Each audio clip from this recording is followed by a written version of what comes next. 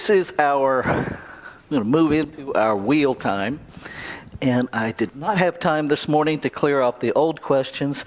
So if it lands on one that we already answered, I'm trusting you will remember that if I don't. For those of you that are new, we spin this.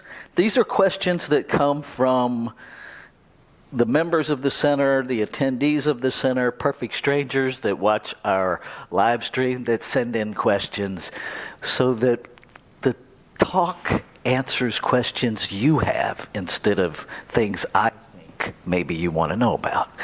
And so we spin this and it contextualizes the talk.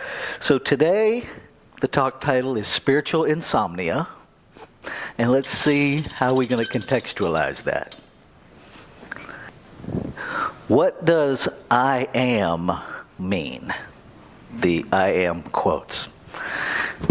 So I will take that into our meditation time. Right now, Mary Jane is going to come and do our reading. So for the online folks, thank you for your feedback. The sound in the room. So the mics are on, so I know the sound in the room. I know the mics are on by the sound in the room. And I stepped out and I hear what you're not hearing as well. So it is time to hospice our sound system. So give to the giving tree so we can get a new system, because we kind of need one. And that didn't go where I wanted it to go. So just know that we are aware of it and we're working on it. Let's take a breath together.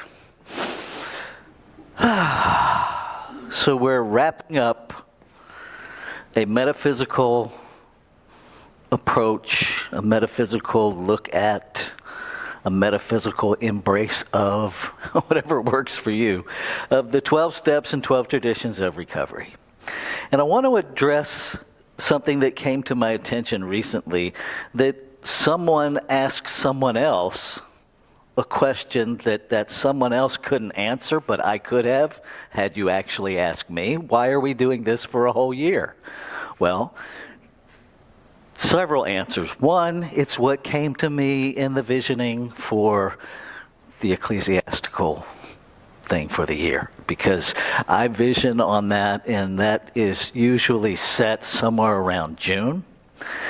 The other thing is there's 12 steps and 12 traditions, and to not do all of them is to shortchange the whole process. I really invite and encourage you, when you have questions like that, ask me. I'm happy to have the conversation. I'm happy to hear, you know what, I don't even want to talk about this stuff. Why are you talking about it? I'm good with that. We can talk about whatever it is. What I will share with you, without breaking any confidences, is that doing these from a metaphysical perspective have opened up recovery in a different way for a lot of people. For a lot of people. There are people who have commented that they were uncomfortable with the topic at the beginning because they didn't want to look at their substance use. And over the year, what they've done is come to understand that they have a substance misuse problem. Now, what they do with that is entirely up to them, but it has opened them up to at least look at, I'm using something to avoid my life, and I don't want to anymore. One person brought it that I don't want to stop, but I want to stop. Right? And so we all start where we start. And it doesn't even have to be about a substance. You can just be avoiding taking responsibility for your life. Right? That in itself is an addiction. Substances have nothing to do with addiction. They're a symptom of the addiction.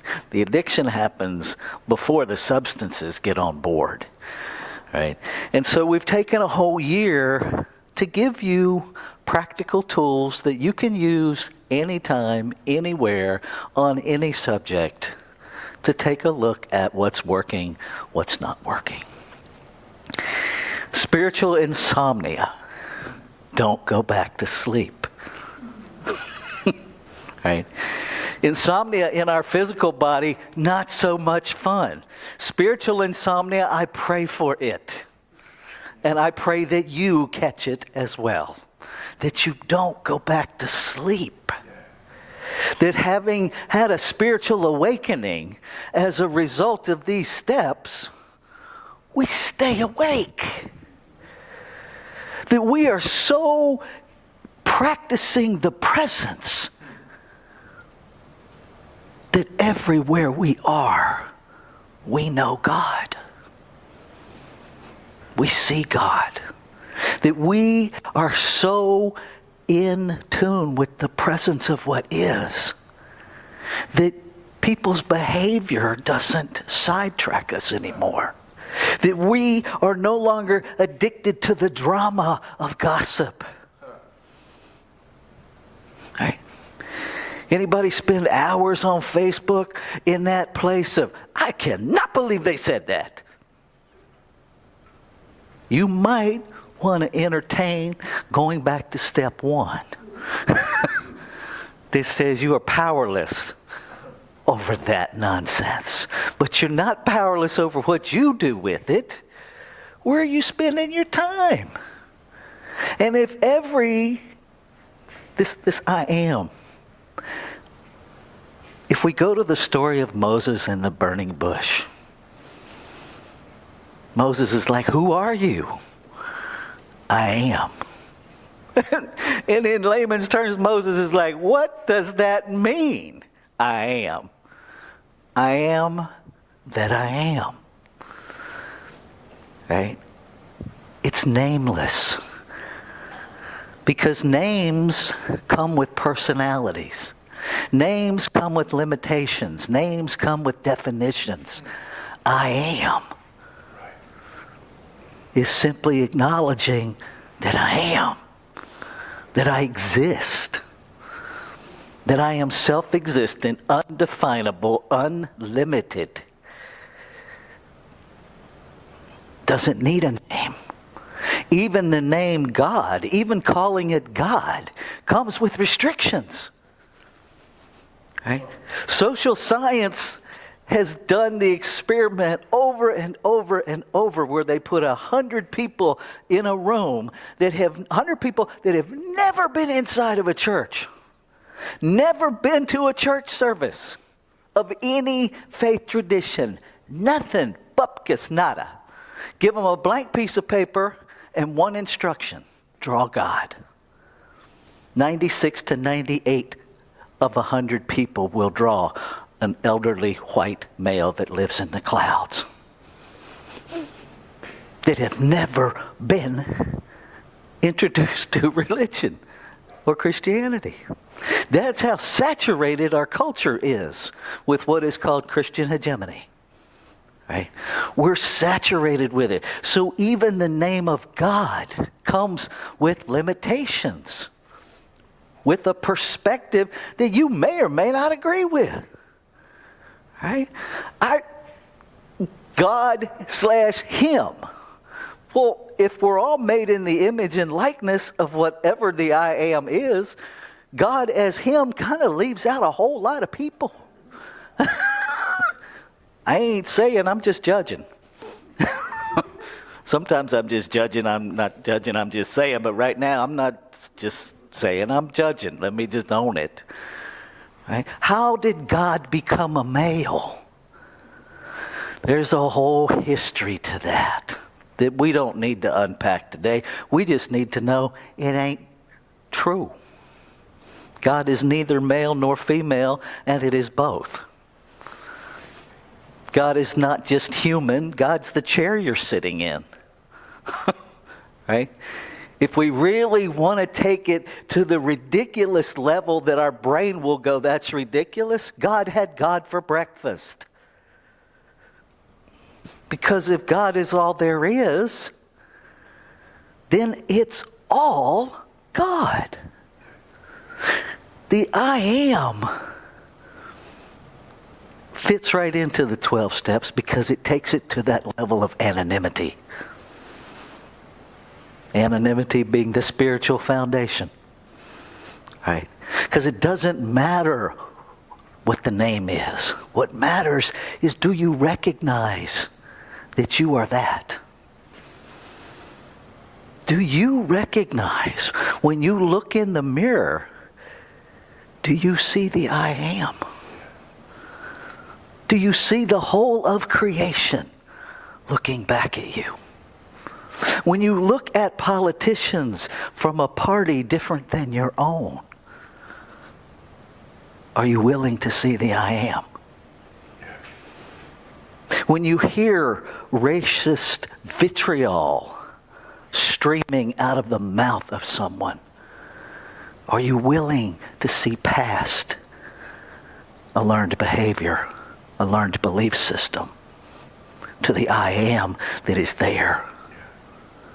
We talked this year about Tikkun Olam, to find that divine spark and uplift that. We can't do that if we stop at the level of behavior. Doesn't mean we ignore behaviors. You can't, right? I mean, we're in human form for a reason. And to suggest that we're supposed to somehow ignore our humanity, for me, is to suggest that the I am made a mistake in creating humanity, and we're just supposed to overlook it. Perhaps what's available to us is to awaken, having had a spiritual awakening as a result of these steps. Don't go back to sleep. What Ambien are you taking to put yourself back to sleep? What drug are you taking that puts you back to sleep? Is it gossip?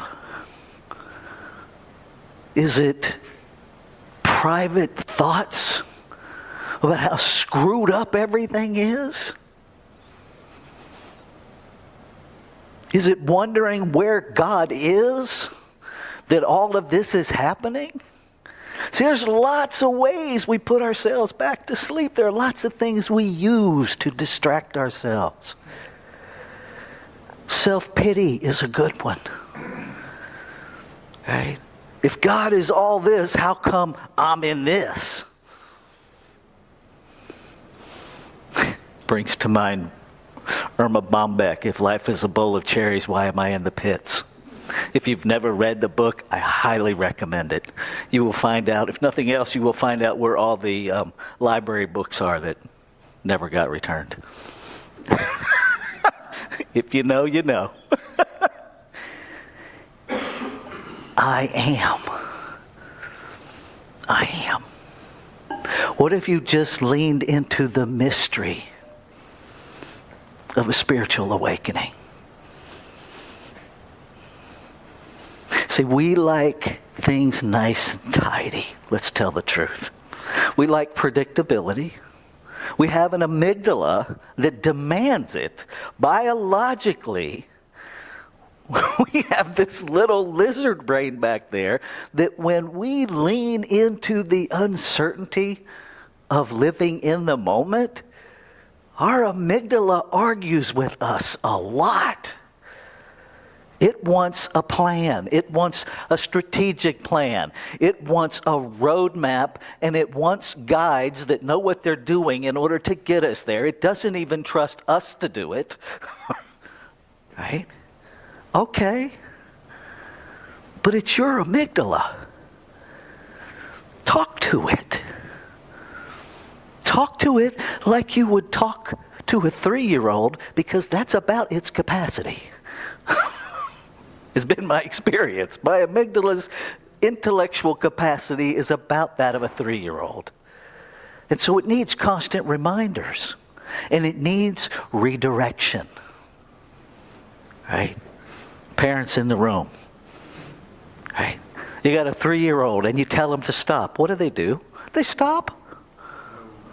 For about a nanosecond, they stop because you said stop. And so their body goes, And then if you fail to redirect their attention, they go right back to what they were doing. But they do stop. The amygdala will stop. And then redirect it. Give it guidance. Give it reassurance. Teach it that it is as much of the I am as everything else in you. Help it learn that it is the I am too, and that it can trust the other parts of the I am. That it's not separate.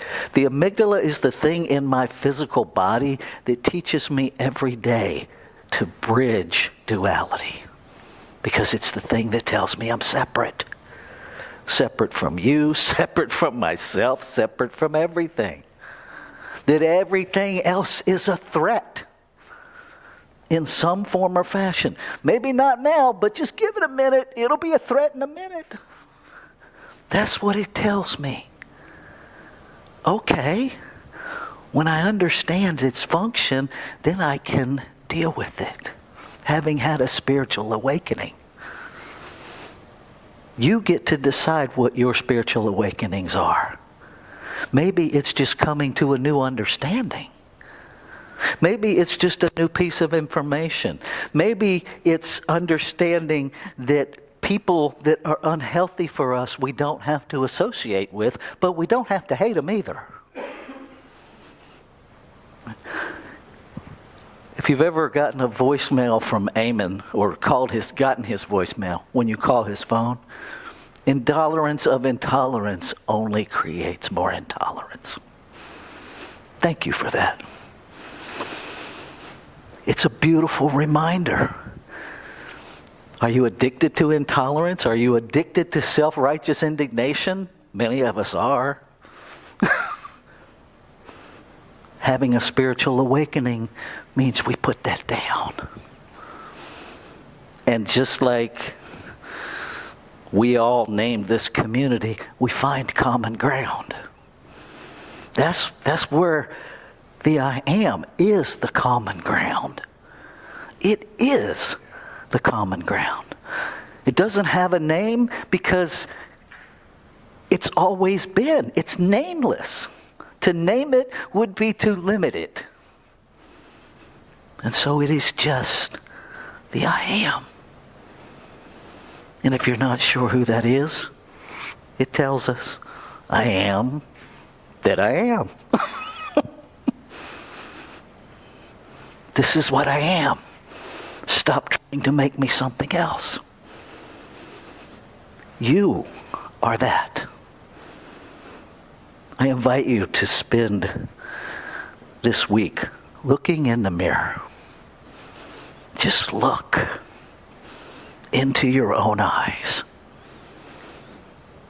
Don't say anything out loud, and silently allow yourself to hear, there I am.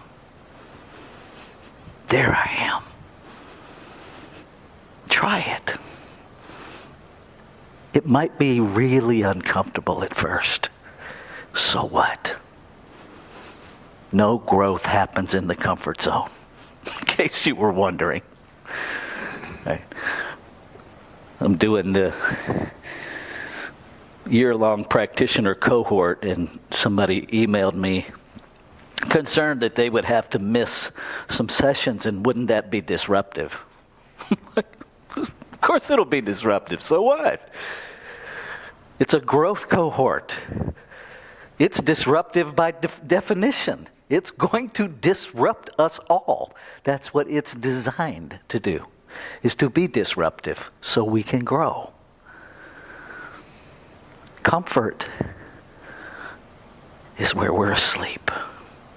Don't go back to sleep. Next week we're going to read the second half of that Rumi poem, The Great Wagon. It's a love story, is what it really is. And I invite you to consider falling in love with the I am. Falling in love with you. Because if you fall in love with you, you will fall in love with every version of the I am. I will close with this. We all like our free will, but we're not so great at extending that to others. Right? I don't want you messing with my power of choice, but I would like to tell you how to use yours. That is not awakeness. That is some form of addiction. Any place in your life where you are feeling compelled for your own safety and well-being to control anything is a form of addiction. Awakeness is acceptance that we live in the mystery. I invite you this week to embrace spiritual insomnia. Don't go back to sleep. And pay attention to all of the ways that you try to go back to sleep. And if you're mad at me because they don't work anymore, you're welcome. Because you can't unhear me. You can ignore me, but you can't unhear me. And that's the gift of what we do in spiritual community. You are the I am. You always have been. You can't be anything else. You can pretend. You can smoke screen. But you can't not be the I am individualized as you. Let's take this into prayer.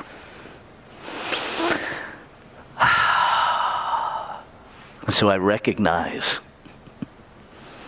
the infinite, the ever-present, the allness of the I am.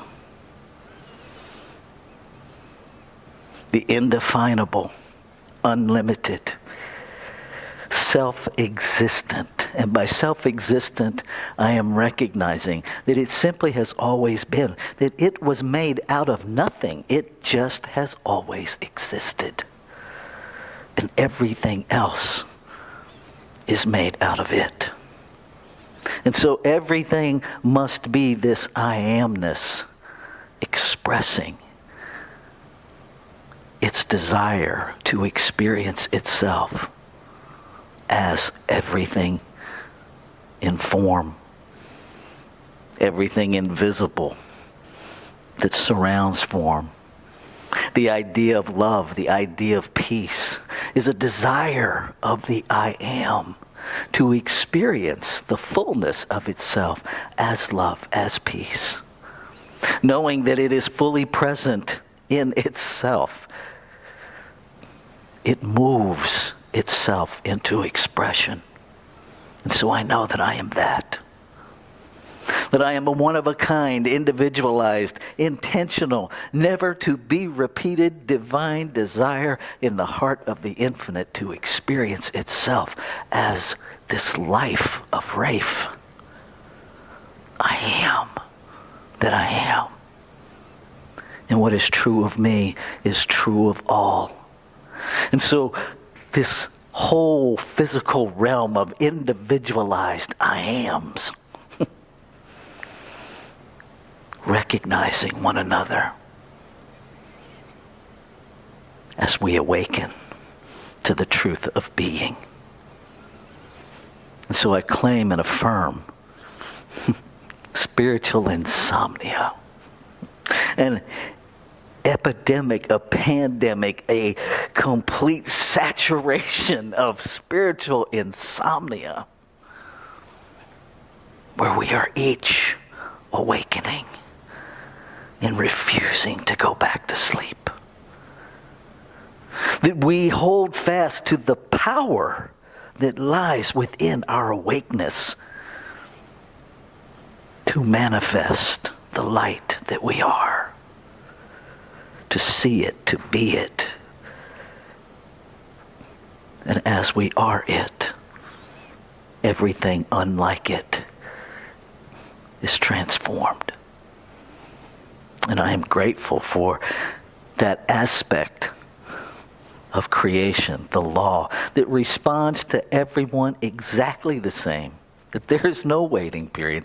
That just as quickly as it is thought, before words are even formed, every thought, a prayer, answered yes. The activity of law, yes. Yes, yes, that's all it knows. And it has already said it and already acted upon it. It is already manifested, already present. Humanity is awake. And so we step into doing our part by being that, by being awake. Everywhere we go, shining our light, being awake, loving. And so I release all doubt, all fear, any idea that would in any way diminish the full realization of the word spoken. I let it all go. I claim it is done. And so it is.